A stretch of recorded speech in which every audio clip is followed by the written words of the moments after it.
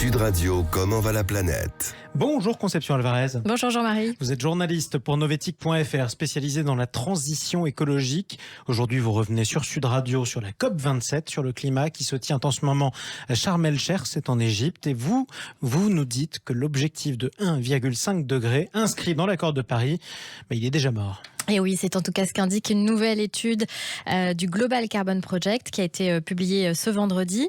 Et selon ces estimations, si les niveaux d'émissions actuels persistent, il y a une chance sur deux pour que le réchauffement dépasse les 1,5 degrés dans 9 ans. Et ça semble parti pour, puisque selon ces projections pour 2022, donc l'année n'est pas encore terminée, mais enfin, on peut imaginer ce qui va se passer. Sans surprise, les émissions mondiales de CO2 battent encore des niveaux records. Il n'y a pas vraiment de signe de diminution significative. Oui, c'est désespérant d'ailleurs. Est-ce que c'est la première fois qu'un tel constat est dressé ? Non, pas vraiment. On l'a dit plusieurs fois, on s'en doutait aussi. Mais les rapports le démontrant scientifiquement se multiplient. Au printemps dernier, une étude publiée dans la revue Nature, la revue scientifique, indiquait qu'on pourrait dépasser ce seuil symbolique, donc 1,5 degré de réchauffement, d'ici moins de 10 ans. Oui, donc ça corrobore ce que dit le Global Carbon Project. À l'ouverture de la COP27 lundi, l'Organisation météorologique mondiale, qui estime que les 8 dernières années sont sans doute les plus chaudes de l'histoire, estime aussi que, vu les niveaux de concentration atmosphérique du dioxyde de carbone, l'objectif 1,5 degré est à peine à notre portée. Et puis fin octobre, ce sont aussi 1 millier de scientifiques qui ont dit la même chose dans une lettre ouverte. L'objectif 1,5 degré est mort. Donc ce sont le collectif Scientist Rebellion qui mène des actions de désobéissance civile tous les jours en Allemagne depuis le mois d'octobre. Alors qu'est-ce qu'ils demandent, ces scientifiques ? Eh bien, ils veulent que la communauté internationale dise la vérité et reconnaisse qu'aujourd'hui, aucune trajectoire crédible va nous permettre de rester sous la barre des 1,5 degrés.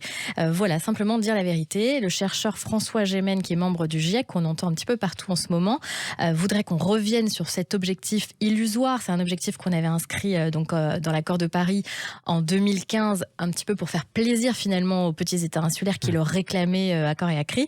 Mais c'était un objectif, on le savait presque un peu déjà, inatteignable. Et il veut qu'on plaide pour un objectif plus réaliste de 2 degrés. Voilà, et ça ne va pas freiner bien sûr la dynamique climatique. Eh bien non, parce qu'il explique très bien en fait que le changement climatique n'est pas un problème binaire, 1,5 ou pas, et que c'est un problème graduel. Et il faut bien avoir en tête que chaque dixième de degré évité, c'est des catastrophes climatiques en moins, des souffrances en moins à travers la planète. Donc il faut vraiment se battre pour chaque... Des canicules, des inondations. Exactement, chaque tonne de CO2 qu'on évite, c'est déjà ça de gagner. Et on voit déjà là, on est à plus 1,1 degré, on voit déjà les impacts catastrophiques du changement climatique qui surprennent, y compris les climatologues qui ne s'attendaient pas à ce que ça arrive aussi vite. Oui, ça va vite, c'est déjà aujourd'hui. Alors si on suit votre raisonnement, il est donc indispensable que la France joue le jeu et qu'elle réduise elle aussi ses émissions de gaz à effet de serre. Oui, puis c'est cette petite musique qui revient où on entend dire que c'est pas la peine que nous on agisse en France parce qu'on émet peu et parce qu'on va pas agir si les autres ne font rien et on regarde vers la Chine.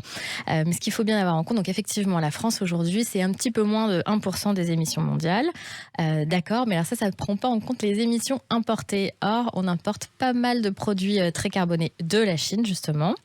Il faut aussi prendre en compte les émissions historiques de la France et là on se classe au 8e rang mondial, donc c'est une question de justice. Il faut que nous aujourd'hui on baisse nos émissions pour permettre aux autres de les augmenter dans une mesure limitée pour qu'ils se développent, et je pense aux pays émergents. Et puis enfin il s'agit de montrer l'exemple, donc voilà, on va le répéter sans arrêt, mais il faut, voilà, chaque action, quelle qu'elle soit, même petite, est utile pour le Vous ne changement portez que du climatique. Made in France aujourd'hui ? Presque. Vous voyez, même vous parfaite. avez dit personne n'est parfait malheureusement. Mais en tout cas, on continuera. Mais en tout cas, quand on se dit que ça ne sert à rien d'agir, le moindre geste est utile. Exactement. Merci beaucoup, Conception Alvarez. Je rappelle qu'on peut continuer à lire vos analyses sur novetic.fr. On vous dit à dimanche prochain. À dimanche prochain. Merci.